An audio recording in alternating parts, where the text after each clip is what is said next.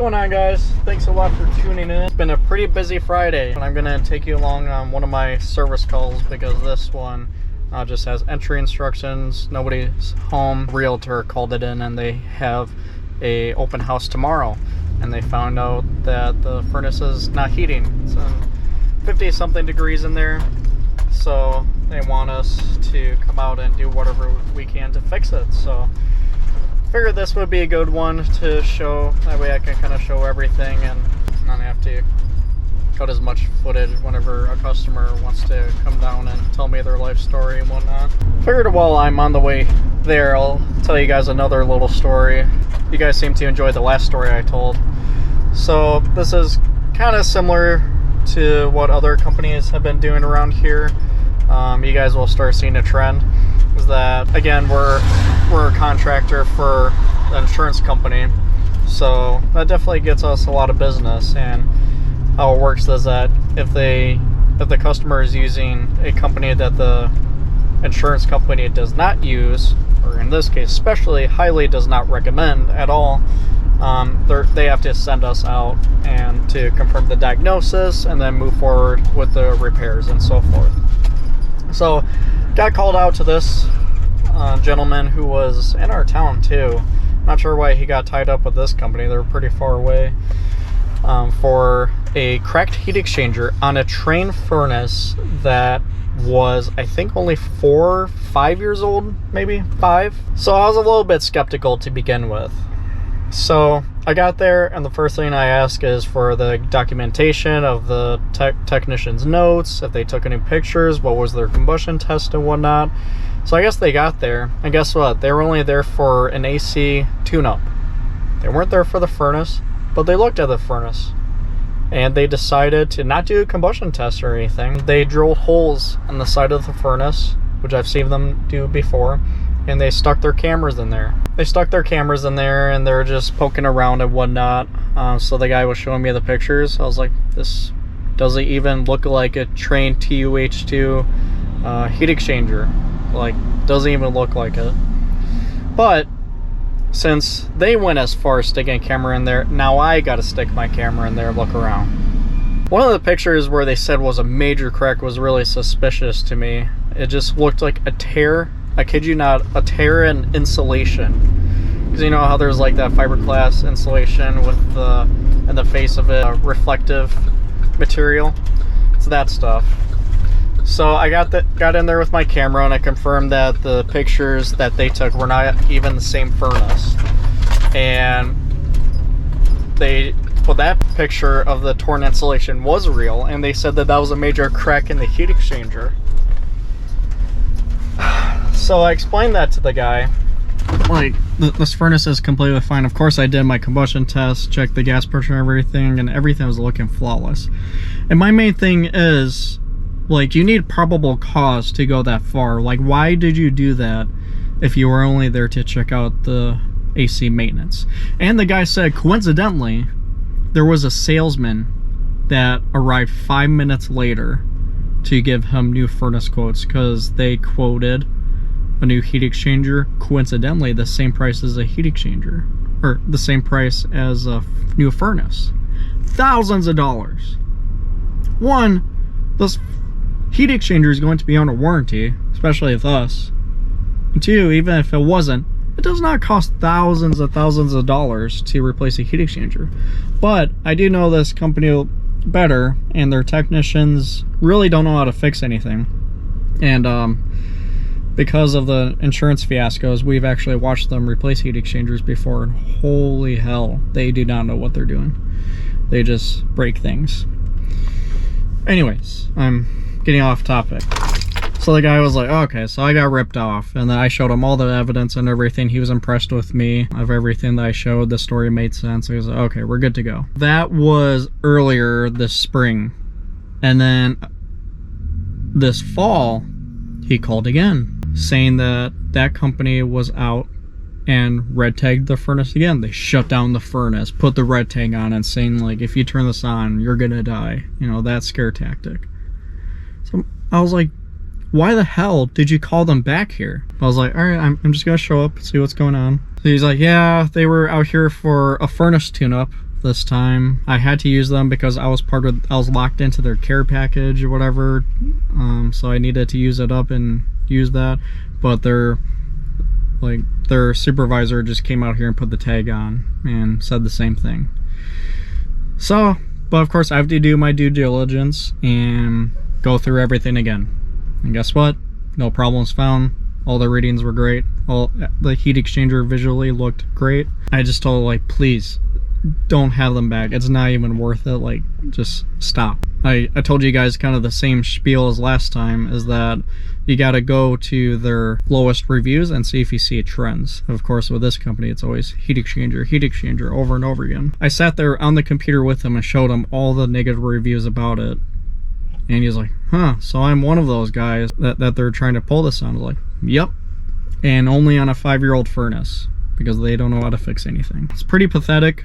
Unfortunately, it's just going around. So it's something that I want to keep on talking about. I think it's good to spread this awareness, because I honestly think that companies like this are scam artists and they need to be exposed more. Not necessarily exposed, I'm not in a position to do that right now, but more so just talking about it and educating customers on it, because it creates a bad rap for all the technicians out there. Because when I go out there, it's like, how do they know if I'm telling the truth? What if, you know, I'm just protecting the insurance company, which again, I don't give a shit about the insurance company. I hate insurance companies. I just do my job. I believe in karma. What goes around comes around. You do a good job, the money is slow at first, but if you keep on doing a good job, people recognize that and good things come your way, especially all the good customers. Alright, luckily the garage door worked. It sounds like this house should be vacant. Let's find the thermostat. It's a little chilly in here. Should be calling. And it is pretty quiet. Alright, we have a 3 flash error code. Let's open this guy up and see what that is. I'm assuming it's a pressure switch error. Yep, 3 flashes, pressure switch error. I've seen this issue a few times, because the first thing that we need to realize, well, first of all, let's reset it. Okay, turn it back on, and the inducer motor is not running at all, and it threw that error code right away. So let's try this again, but also check the voltage to the inducer motor to make sure it's coming from the control board.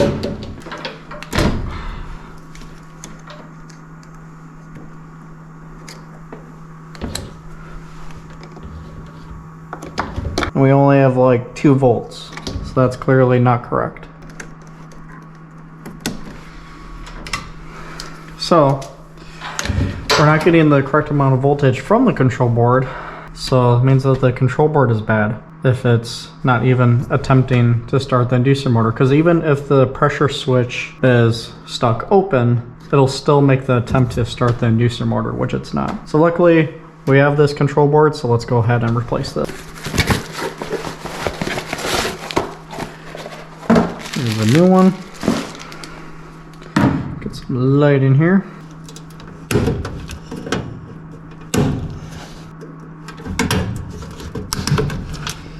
I really dislike these little white plugs. They're pretty annoying. There are much better designs out there.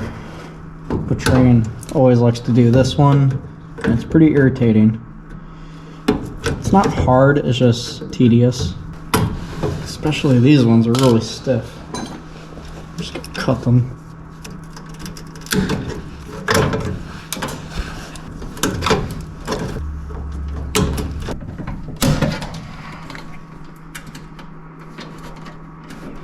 That's how I feel about them.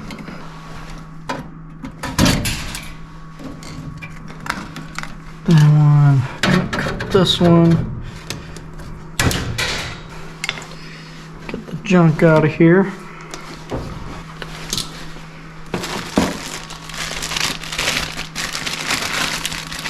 Alright. I just like to go wire for wire. It's just easier that way. Black is cool. Yellow's heat.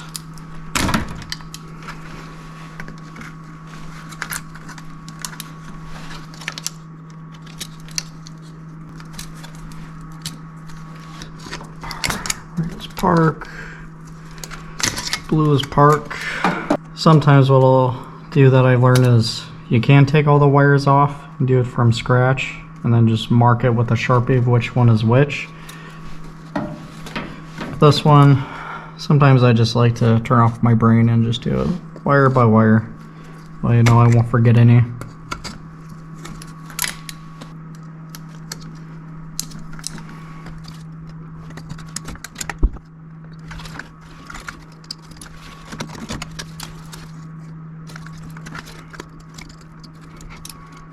So the boards are pretty similar. Get this harness, get these harnesses out of the way. Kind of looks like a cluster right now. And we just have our neutrals. And voila. And just gotta do our low voltage wires. CGRWY. I'm just gonna undo all these because it's color coded and pretty hard to screw up.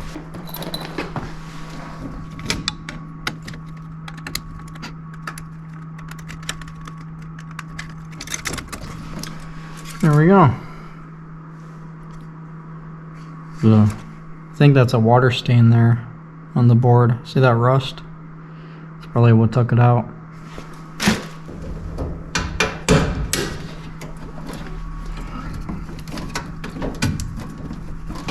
There we go. I don't know about you guys, but I've seen this issue quite a few times.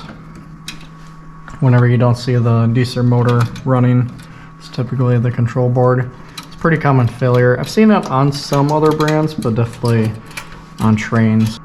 But this one looked like a legitimate board failure with the marks that we saw on the back. And last but not least, our most important wire for today, the W wire, which is going to be our heating wire.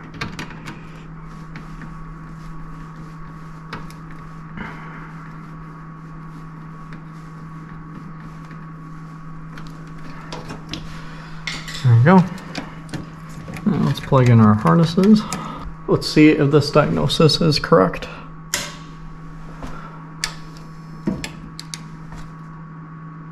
Alright.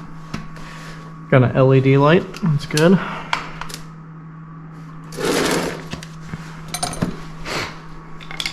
It's going to take a minute for the Ecobee to boot up and do its silly calibration. I like Ecobees, but I do not understand that calibration. It's like one of the only thermostats I've ever seen that needs to do that. Sometimes it takes like 2 minutes, sometimes it takes like 15 minutes, and it drives me nuts. Especially when you're trying to troubleshoot. And then at that point I just put my jumpers on to make it go faster for troubleshooting purposes.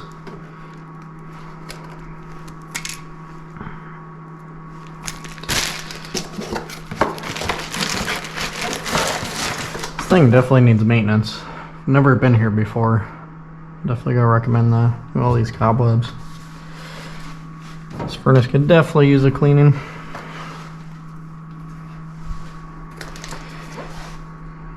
But we don't work for free.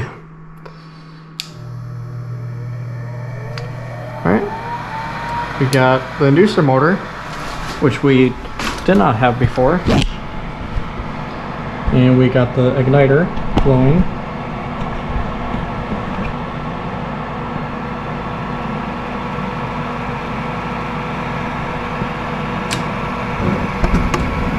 And we have established flame.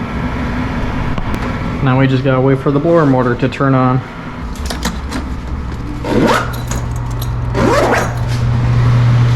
And we got blower operation.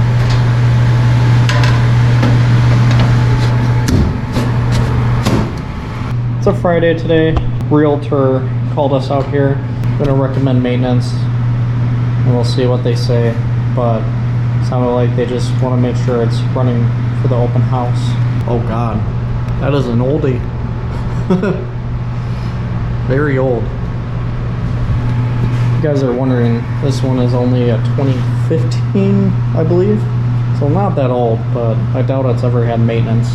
But again, need to ask first and to get paid, because again, I work for my boss who needs to get paid so that I can get paid. 4-1 on my board so I don't forget. The board I took out. They didn't answer the phone. Pretty busy Friday, so you know we can always come back a different day to do the maintenance on it. Not a big deal, because yeah, it looks pretty neglected. Should probably clean the flame sensor, the burners, flush the drain trap, get all the cobwebs out there, whatnot. So hopefully they go ahead and do that, but should be good enough to get them heat for the weekend for their open house. Had a 45-degree temperature rise, so that's pretty good. But yeah, I'm just gonna keep on chugging along. But yeah, I just wanted to show you guys this one since I had entry instructions, no one was home, so it'll be a little bit easier to film, because I don't really like to film if the customer's right next to me the whole time. Anyways guys, thanks a lot for watching. Please drop a like and subscribe to the channel as well, and as usual, I'll see you guys on the next call.